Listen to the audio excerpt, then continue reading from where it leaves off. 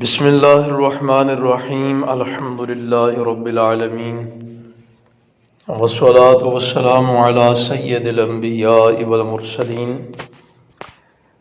امام بخاری رحمۃ اللہ تعالی علیہ کتاب اللباس میں ایک حدیث پاک لے کے آئے کہ رسول اللہ صلی اللہ تعالی علیہ وآلہ وسلم نے ارشاد فرمایا،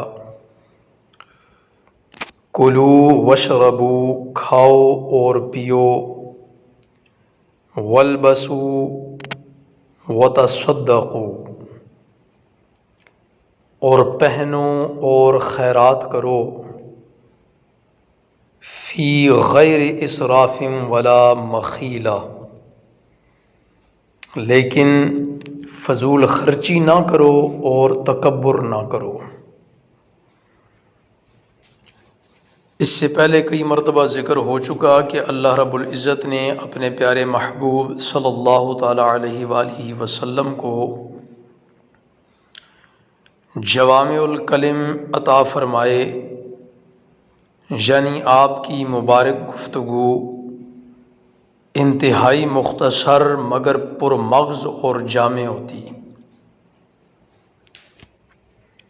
بالکل اسی طرح اس حدیث پاک میں بھی رسول اللہ صلی اللہ تعالی علیہ وآلہ وسلم نے بڑی اہم بات مختصر اور سادہ الفاظ میں بیان فرما دی کہ اللہ رب العزت نے جو مال عطا فرمایا ہے،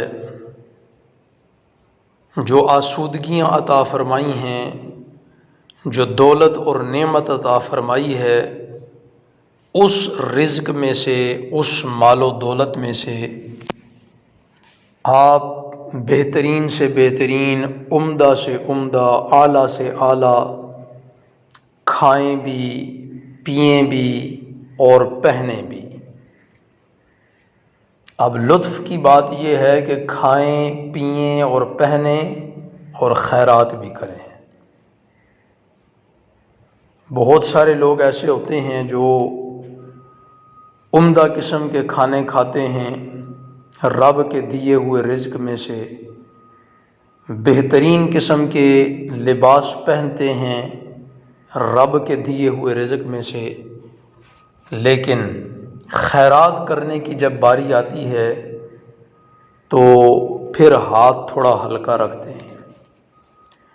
اللہ کے نبی علیہ الصلوۃ والسلام ارشاد فرما رہے ہیں، تم کھاؤ، پیو، پہنو اور خیرات کرو۔ بس دو باتوں کا خیال رکھنا ہے کہ فضول خرچی کی طرف نہیں جانا اور تکبر کی طرف بھی نہیں جانا۔ فضول خرچی کی طرف چلے گئے تو قرآن میں مفہوم موجود ہے کہ فضول خرچی کرنا شیطان کے بھائیوں کا کام ہے اور یہ اللہ کو پسند بھی نہیں ہے۔ اور تکبر کے متعلق باقاعدہ روایات میں موجود ہے کہ اگر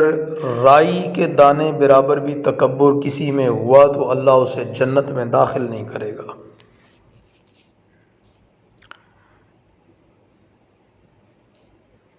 تو اللہ رب العزت ہمیں اعتدال کے ساتھ جتنا رب نے مال عطا فرمایا ہے اس حد بندی میں رہتے ہوئے قناعت کے ساتھ،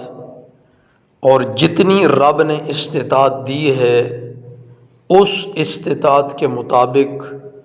اچھا پہننے، اچھا کھانے، اچھا پینے کی توفیق عطا فرمائے، اور ساتھ ہی ساتھ اچھا صدقہ اور خیرات کرنے کی بھی توفیق عطا فرمائے۔ لیکن اس میں فضول خرچی اور تکبر سے اللہ رب العزت محفوظ و معمور فرمائے۔ فضول خرچی اور تکبر آ گیا تو یہی چیزیں ہمارے لیے دنیا اور آخرت دونوں میں وبال جان بن جائیں گی۔ دنیا اور آخرت دونوں میں یہ چیزیں ہمارے لیے باعث نقصان ہوں گی۔ دنیا اور آخرت دونوں میں یہ چیزیں ہمارے لیے باعث ہلاکت ہوں گی۔ تو اللہ رب العزت ہمیں فضول خرچی سے بھی محفوظ فرمائے اور غرور و تکبر سے بھی محفوظ فرمائے، لیکن جتنا مال و دولت رب کائنات نے جس کو جتنا عطا فرمایا ہے، اتنی حد بندی میں رہتے ہوئے، یعنی قناعت اختیار کرتے ہوئے، کنجوسی کی طرف بھی نہ جائے، فضول خرچی کی طرف بھی نہ جائے۔ اگر رب نے مال کی بہتات کی ہے، مالی نعمت رب کائنات نے بہت زیادہ عطا فرمائی ہے، تو پھر اللہ رب العزت غرور و تکبر سے بھی محفوظ و معمور فرمائے۔ اور اگر اللہ رب العزت نے مال کم عطا فرمایا ہے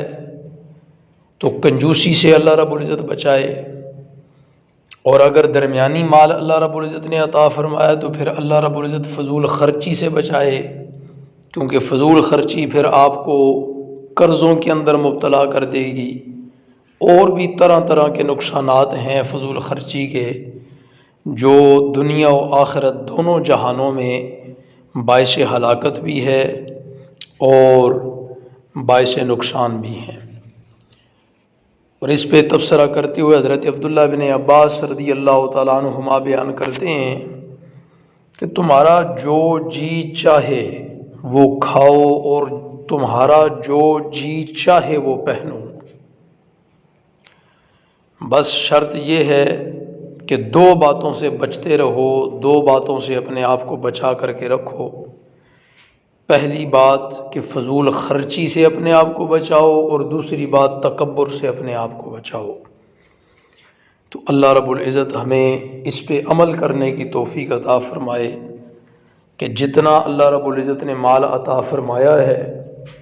جتنی ہمت توفیق استطاعت رب نے عطا فرمائی ہے، اس میں رہتے ہوئے اچھا کھانا، اچھا پینا، اچھا پہننا، اور ساتھ ہی ساتھ اچھا صدقہ و خیرات کرنا، اس سب کی اللہ رب العزت ہمیں توفیق عطا فرمائے۔